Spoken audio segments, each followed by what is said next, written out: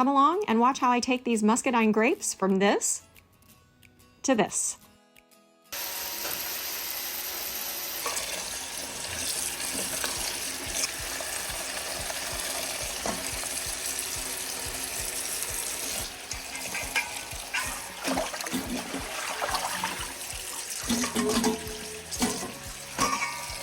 I'm gonna make my muscadine jelly today, and I am hoping that I have enough grapes. I'm not sure because my memory was wrong. I was thinking it was 5 cups or 6 cups of grapes, but it was actually 5 cups of juice from the grapes. And it says 5 cups muscadine juice, about 5 pounds of muscadine grapes, and I weighed it and I only have like a little over 2 pounds. So, but I think I recall, I might be wrong, but I think I recall that I get a lot more juice from the grapes than, like, if I had 5 pounds of grapes, it would give me way more than 5 cups of juice. So crossing my fingers that I have enough. I have washed them, I put them in the strainer, fill them up with water. I'm removing the stems, removing the leaves, and I do that process several times to make sure that they're nice and clean. So here they are, and they're ready to go in a pot, and I'm just putting them in a stock pot, and then I'm going to fill it with water just enough so that it covers the grapes. All right, they are completely covered. Now I'm going to bring them to a boil over medium heat. And once they start to heat up, they'll start splitting. This one's actually already split, but it's good because I can show you. This is just super ripe, so I went ahead and split open. But as they start to come to a boil, you'll see that they'll all start to split. And then at that point, I'm going to take a potato masher and I'm just going to start mashing the grapes to try to get all of the juice out of them. While we're waiting for those to heat up and start boiling, this is the recipe that I use, and I found it in August of 2018, and it's the one that I always use. You can see I even wrote a little note. When I find a recipe that I really love, I'll print it off and I'll make a little note so I can remember how much I liked it. So it came from adapinch.com. So I'll see if I can actually go to the website and then link it in the description of the video. But it calls for 5 cups of fresh muscadine juice, 6 cups of sugar, and then a 1.7 ounce package of pectin. This is the one that I always use. It's the one my husband's grandmother used when she taught me how to make strawberry jelly, and I've always had really good luck with it. It's called Sure Gel. It's the original, and you can find these in the grocery store, usually on the aisle where the canning jars and things are. It's starting to heat up really good, as you can see by the steam, and then you can see that more of them are starting to split open. So I'm going to go ahead in with the potato masher and I'm going to start squeezing them. The hotter they get, the softer they get, the easier they are to mash. This is the actual inside. So, like, if you're not familiar with a muscadine grape, you don't eat the skin. You pop the grape out of the skin into your mouth. It has seeds, so you have to spit those out as well. But you're wanting that to come out, and then you just keep mashing and mashing and mashing until you get the juice expressed from the grapes. Also, you don't need to worry about the skin or the seeds. You can, I don't know if you can see on the camera, there's so much steam, but some of the seeds are floating to the top, but you don't need to worry about any of that because all of that is going to be, this whole pot's going to be run through a strainer, so it's going to catch the seeds and anything else. If I left a stem on that I didn't see, it's going to catch it when I strain it.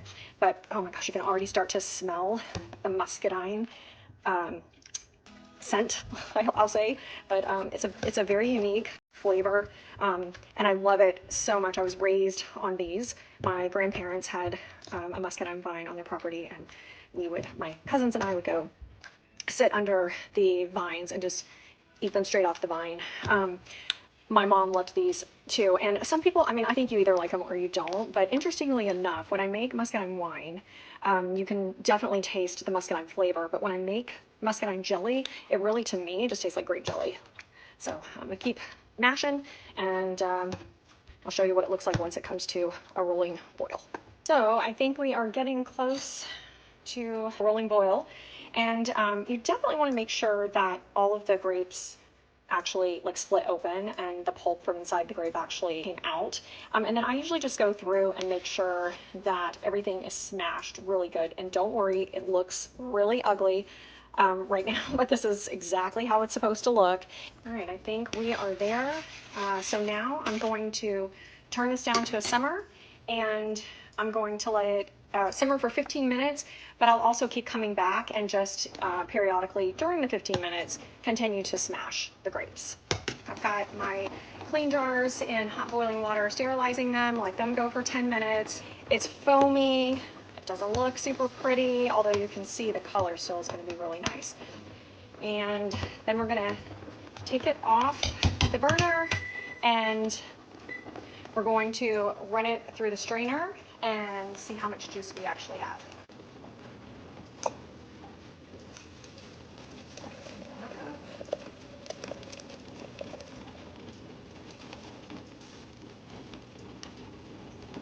Okay, I'm going to stop there and start to use my spoon to get the grapes out of the way so the juice can come through.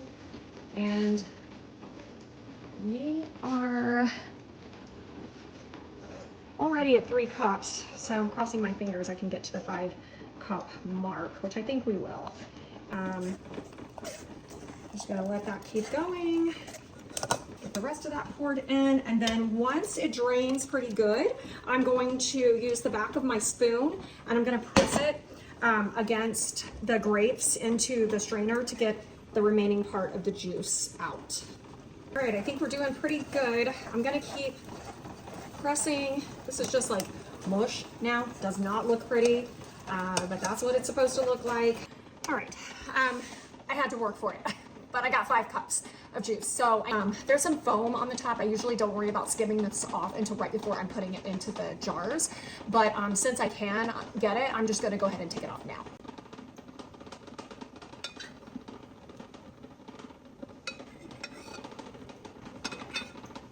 All right, I think I'm gonna stop there because I don't want to take too much of the juice with it. So now at this point, I've washed, while I was waiting for all the juice to strain, I've washed my pot and I'm putting it back on the stove. So it's going back in the pot. And I'm gonna bring this to a rolling boil over medium heat. Just look how pretty the color is. I think that's so pretty. For those of you who have watched my strawberry jelly video, you'll understand what this is for. I'm trying to get my stock pot to a boil so I can, it'll be ready to put the finished jars down into, but I don't want that water to pop over into my jelly, so I just kind of block it with a pan. All right, so we are at a boil. Now it's time to put in the sugar gel. So let's go ahead and get this added. We're putting in the whole packet. We're going to give it a good stir. And then we're going to bring this to a boil again. And we're going to let it boil for exactly 1 minute. We're there, so I'm going to set the timer, let this boil for exactly 1 minute. Now I'm going to add 6 cups of sugar, bring it to a rolling boil again, and then again let it boil for exactly 1 minute.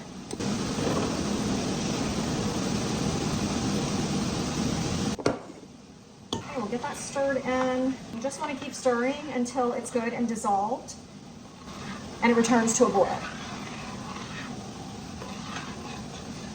The sugar is all dissolved. It smells amazing. And I'll show you what it looks like because the color is gorgeous. Look how pretty this is. Oh my gosh, I just love it. So now I'm just trying to get it to boil again. And once it does, I'll set the timer for exactly 1 minute, and then we'll be ready to remove it from the heat and skim the foam off the top and get it into our prepared and sterilized jars and lids. That's ready to go. This is the water bath. I do always add just a little bit of vinegar to my water bath because it helps to kind of keep the mineral deposits from leaving a film on the top of the jars. All right, I'm stirring it and it's still boiling, so setting the timer for 1 minute.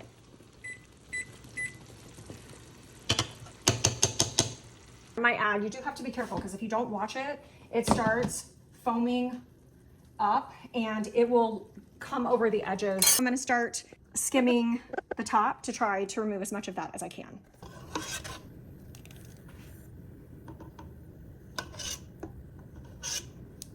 I don't think that this is an absolute necessary step, but I do think the jelly is much prettier in the jars if you get rid of this foam that's on top. And be careful because you don't want to take too much of the jelly with it.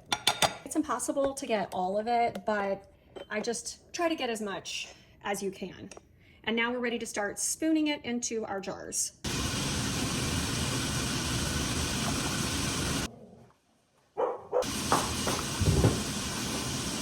This little thing is really nice. There's a line in the inside of it that shows you where to fill it to so that you leave a little bit of space in the top.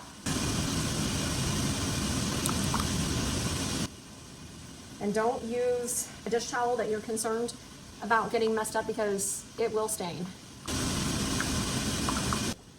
Okay, I know that it's working because I can already start to see it congeal in the pot.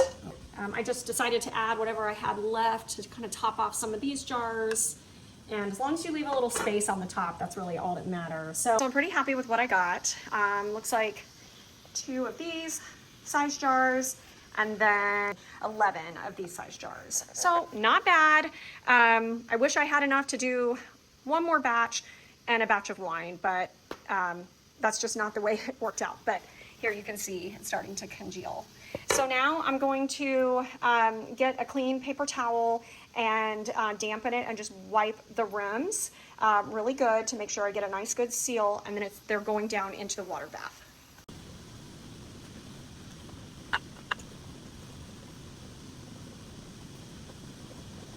They're pretty hot, so be careful. You can try to be as careful as possible when you're pouring the jelly in here, but inevitably you're gonna get some on the rims.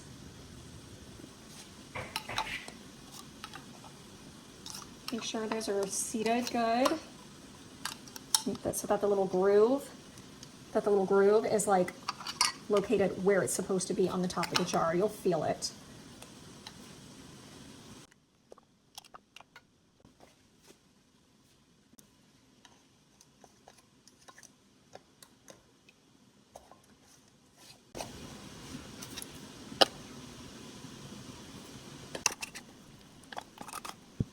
I tighten these, but you do not have to like crank down on them.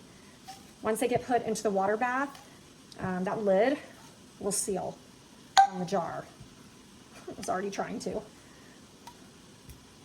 So I do tighten them, but I let the water bath do the rest. And by the way, I taste tested. This is such good jelly. They come in a green variety and a purple variety. And I don't know if they sell them everywhere, but they do in the South. So if you can find them in your store, you should definitely give this a try. Into the water bath they go.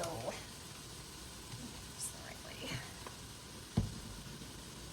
You want them to be covered by about 1/2 inch to 1 inch on the top of the jar.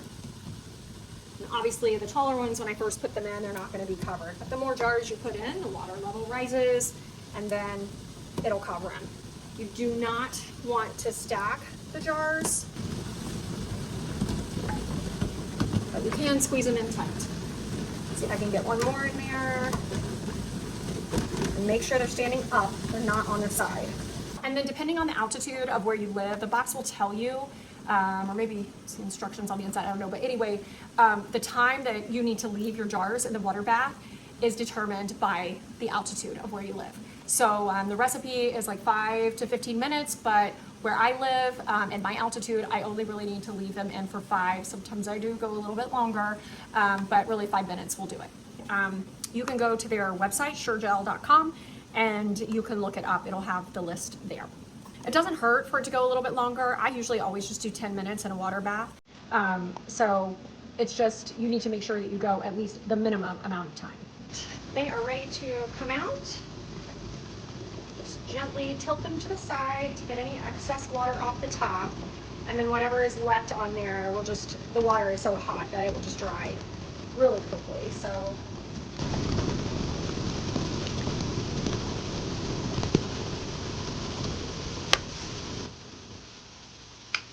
oh, they're already cupping.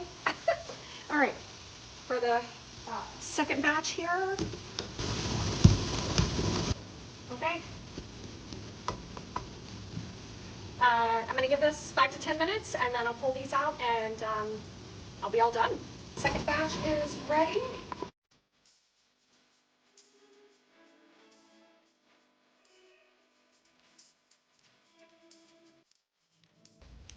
So they're really hot and they've already started, the first batch though has already started popping, and you know that they're sealing when you hear the pop. It's always, I think, so much fun to hear. But you'll let them sit and you try not to move them for 24 hours. If you are making multiple batches of this, do not stack the jars. So I'm all done. This is it. They're really hot. I'm not really supposed to be touching them right now, but I don't know if you can see how beautiful this color is. It's hard to see unless it's being held up to the light, but it's so pretty. And there it goes. They're sealing up. Not all of them have popped, and you definitely don't want to, while they're still sitting here for 24 hours, you definitely don't want to be pushing down on the center, but you can see how this one has sealed. It's popped and it's flat, and this center of this lid is still raised, so it has not sealed yet. But I'm just gonna let them sit, and then tomorrow I'll come check them, and if there are any that still have not sealed, then I'll just store those in my refrigerator and use them first. Don't forget to like and subscribe, and check back after they're completely sealed, and I'll open it up and show you the consistency and what it looks like. I'm Mary at home. Thanks for watching. Also, just got this. This is completely unrelated, but I just got this mocha pot from my daughter, and I learned how to make a hot vanilla latte at home. So getting ready to enjoy this, and check back for a video on how I do it.